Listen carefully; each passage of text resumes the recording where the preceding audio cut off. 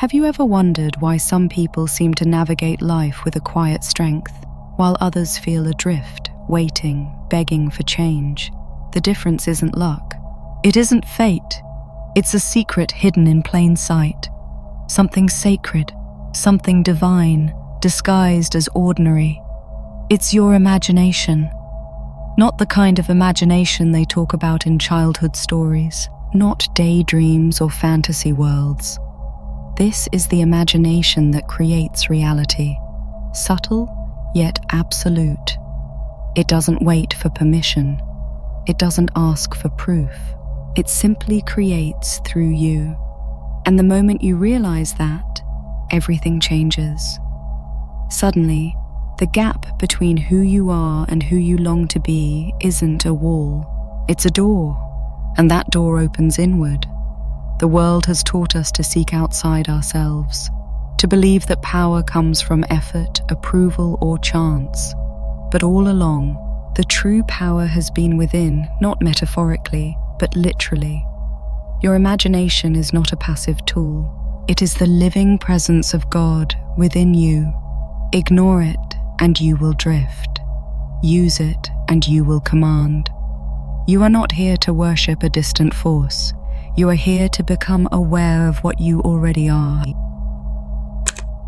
Imagination, in its purest essence, is the ability to form mental images, to conceive ideas, to visualize what does not yet exist on the physical plane. But beyond a mere brain function, it is the bridge between the invisible and the visible, the realm of pure potentiality and concrete manifestation. Every invention, every work of art, every scientific advance, every meaningful relationship, every personal success first existed as an image in someone's mind. Imagination is the womb of creation, where the seeds of your intentions are planted and nurtured before sprouting into your reality. It is not limited to what is logical or what has already been experienced. On the contrary, it transcends the limitations of time and space, allowing you to explore infinite possibilities and bring into existence what your soul yearns for. It is the language of the universe, the way divine consciousness expresses itself through you, shaping the world according to the images and feelings you hold internally. When you align with this truth, you become a conscious channel for the universal creative force, a sculptor of your own life, capable of manifesting your deepest desires with precision and power. Imagination is your power of choice, your freedom to create, your ability to dream and to transform those dreams into tangible reality. Society conditions us to seek validation and power from external sources: money, status, others' approval, material possessions. We are taught that happiness and success are achieved through an incessant search for something outside ourselves. However, the true revolution happens when we realize that the most authentic and transformative power resides within us. Your imagination is the key to this inner door, a portal to a realm of unlimited possibilities. It is not just a tool to escape reality, but reality itself in its most malleable and responsive form. Instead of feeling at the mercy of external circumstances, you discover that you have the innate ability to shape your life experience from within. It is an invitation to stop being a passenger and become the author of your own story. An invitation to awaken to your true divine nature and to the creative power that has always been dormant within you. This is the power that cannot be taken away, that does not depend on external factors, that is inherent in your existence. It is the power to choose your thoughts, your emotions, your beliefs, and consequently to create the reality you desire. Imagination is your direct connection to the source of all creation, your unlimited access to the universal intelligence that orchestrates everything in the cosmos. By recognizing and utilizing this power, you free yourself from the shackles of powerlessness and assume your rightful place as a conscious co-creator of your universe.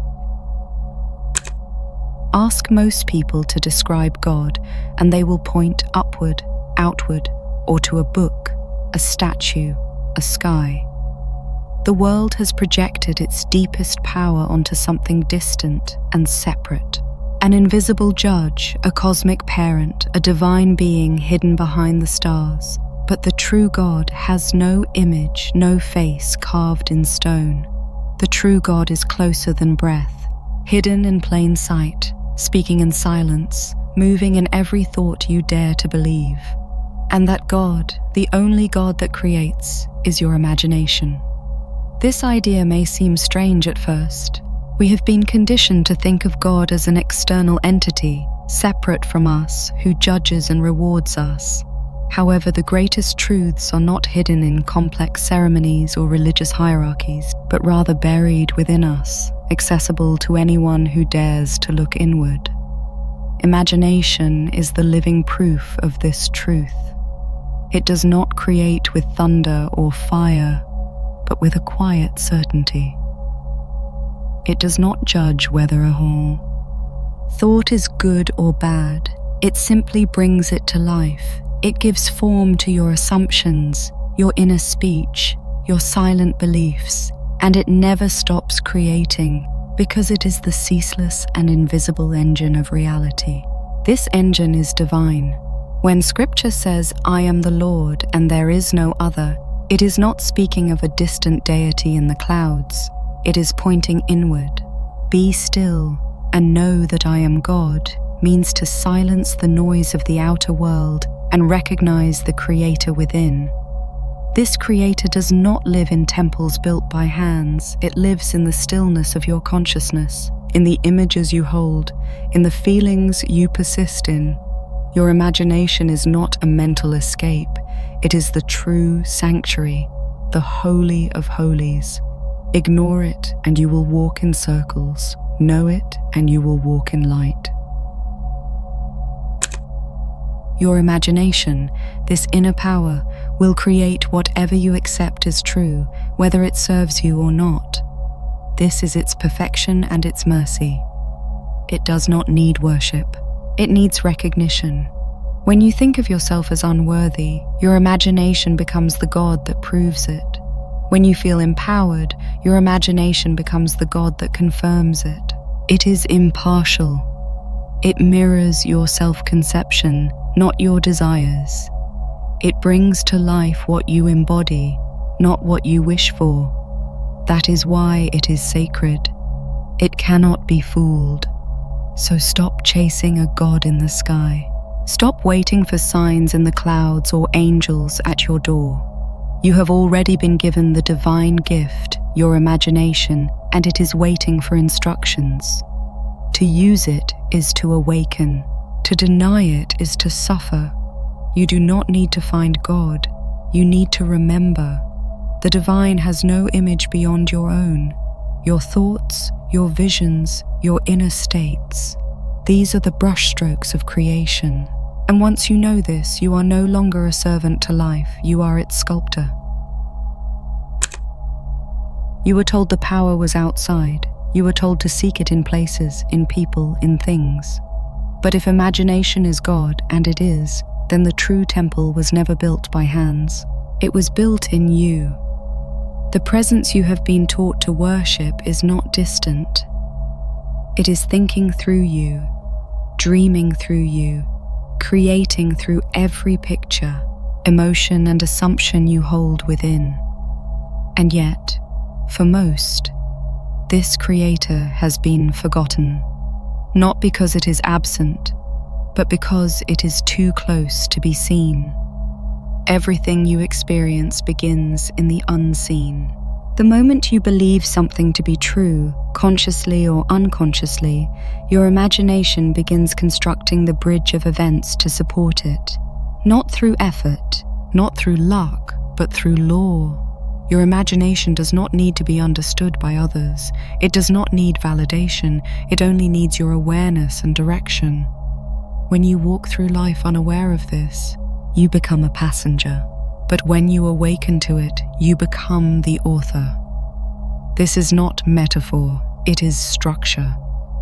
Reality bends to belief. Not the belief you speak, but the belief you live in. the one etched into the background of your self-image.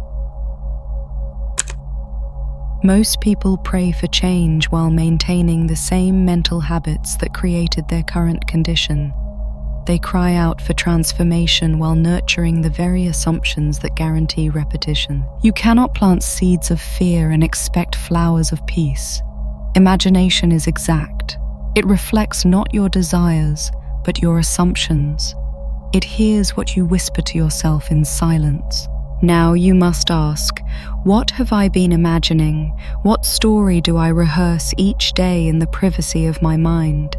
Because that story is becoming flesh. The world is not happening to you. It is happening through you. And until you return to the forgotten creator within your own wonderful human imagination, you will remain a servant to your own unconscious designs. But once you remember, you truly remember, you no longer wait for change. You command it because you are not here to worship the Creator. You are here to realize you are it. Once you remember that your imagination is the Creator, a new kind of responsibility begins. Life is no longer random, no longer governed by external forces. You begin to notice the pattern. How every assumption you have held about yourself, others, and the world has quietly shaped the events of your life. The outer world becomes a mirror not of effort, not of words, but of inner states. And this mirror does not lie. It reflects back whatever you dare to claim as true. Not later, not someday, but now. This is where most people hesitate. They want change. But they do not want to release the identity they have built around struggle, doubt, or limitation. They try to change circumstances without changing themselves. But the mirror cannot show you a new image until you move your face. Assumption is the movement. It is the inner acceptance of a new state as your current reality, not your future hope, but your present truth. And as soon as you persist in that assumption, your imagination, the inner God, begins to shape the world accordingly. You may not see results instantly, but imagination does not fail. It works faithfully, whether or not you remember planting the seed. What you assume is real, even for a moment, begins to draw unto itself the people, situations, and outcomes that match its frequency. This is not wishful thinking. This is the law by which reality responds to you. The world bends not to what you want, but to what you are, and what you are is what you have accepted internally. So the question is no longer, what do I want? The question becomes, what am I assuming right now? Because assumption is prayer. Assumption is prophecy. You do not beg the mirror to change. You assume the image and the mirror follows. The world has no choice but to rearrange itself in alignment with your dominant inner state. Even your challenges are shaped by the story you hold about them. Nothing escapes the law of assumption because nothing escapes the power of imagination. You hold this mirror in your hands every moment of your life. If you use it unconsciously, it reflects confusion. If you use it deliberately, it reflects mastery. So begin now, not later, to watch the inner narrative you repeat. Speak from the state you desire. Think from the version of you that already has. When you do this, the mirror must comply. It has no power of its own. It only returns what you give it. And if your imagination is God, then assumption is creation. Dare to assume with clarity and watch how the world begins to recognize you, not as who you were, but as who you have become. If assumption is the seed of reality, then hunger is the soil. Desire is not weakness. It is a divine signal, a call from the deeper self to expand, to express more fully. But here is the truth most overlook. Your hunger is not meant to torment you. It is meant to guide you. What you long for is not a random craving. It is evidence of the life your imagination is already capable of creating. Every true desire is a whisper from the inner God saying, "This is possible for you." but desire without direction becomes suffering. When you do not understand the role of imagination, you interpret hunger as lack instead of guidance. You dwell on what is missing and unknowingly create more of it. But when you begin to walk in the assumption that what you desire is already yours, something changes. A quiet shift occurs. Hunger becomes fuel instead of pain. It sharpens your vision, focuses your attention, and begins to draw life toward you through what scriptures call the bridge of incidents. This bridge is not a straight path.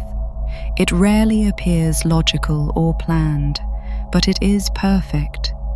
Imagination does not need to know how. It simply sets the end, and life begins assembling the middle. Events, people, coincidences, all begin to arrange themselves in alignment with the vision you have claimed. But most people abandon the process too soon. They plant a seed, then doubt. They ask, then contradict it with fear. Imagination responds to consistency. It obeys faith. It brings to life whatever you persist in, not what you occasionally touch. The bridge may look like chaos at first. Do not mistake movement for failure. The world is reorganizing itself around your inner command. Stay faithful to your vision. Walk as if it is already done. Speak from it, not toward it. Feel it now, not later. You are not waiting for life to deliver. It is already in motion. The only delay is the time it takes you to believe. The longer you stand in indecision, the longer the bridge takes to build. Your imagination is not waiting for signs. It is the source of them. Stop questioning the desire. Start answering it. Hunger is sacred when it leads you inward, when it invites you to assume the end and live from it. This is not about force or struggle. It is about surrendering to the truth that what you seek is already alive within you. The bridge to it is built only by imagination, and every step across it is an act of faith in the God you carry, not above you, but within you. Once you understand that your imagination builds the bridge of life, a deeper truth emerges. With that creative power comes sacred responsibility. You are never not imagining. You are never not creating. Every idle thought, every silent assumption, every unnoticed feeling is a command sent into the invisible, one that must return in form. Whether you realize it or not, your imagination is always at work, shaping the conditions of your life with precision. And this truth is not meant to burden you. It is meant to free you. To recognize imagination as God is to realize that you are never a victim of circumstance. You are the source of it, not in blame, but in authorship. The stories you repeat, the roles you accept, the identities you refuse to let go of, all of them gather power through repetition. An imagination, being God, accepts your choice without argument. It does not scold or correct, or it simply gives. If you imagine limitation, it becomes real. If you imagine freedom, it also becomes real. The sacredness lies in your ability to choose, and yet most people give away this responsibility. They would rather be governed by doubt than stand in their creative authority. They treat imagination as a fleeting thought instead of a divine force. But the moment you stop and see clearly, when you truly grasp that every vision you hold is a seed that will grow, your relationship with life changes. You no longer speak carelessly. You no longer allow fear to settle in your chest unchallenged. You become intentional, not out of fear, but out of reverence. You are not here to control every outcome, but you are here to guide the direction of your inner world. That is your power. That is your offering. To honor imagination is to honor God, and to ignore it is to deny your very purpose for being. You were not made to drift aimlessly. You were made to shape, to form, to speak into the silence and watch its echo. And when you truly embrace this, you stop asking, "Why isn't it happening?" And you start asking, "What am I creating now?" In conclusion, you were never powerless. You were simply unaware. Your imagination has always been God in disguise, quietly waiting for you to see, to feel, to know. Not as an idea, but as reality. You are the dreamer, and the moment you awaken, the dream changes, so use it. Use it boldly, faithfully, deliberately, or remain powerless, not because life holds you back, but because you never claimed the inner throne. Your imagination is God. Use it, or wander through a life shaped by unconscious thought. But once you know, there are no excuses, only creation. Remember, the power to shape your reality resides in your imagination. Every thought, every feeling, every assumption is a seed planted in the fertile soil of your consciousness. Cultivate with intention, with love, with faith. Do not wait for external miracles. Be the miracle. Do not seek validation outside. Find it within. You are the sculptor of your life, the author of your story, the creator of your reality. Assume your power, use your imagination, and watch how the universe bends to your will, manifesting the extraordinary life you were born to live. The power is in your hands. Use it now.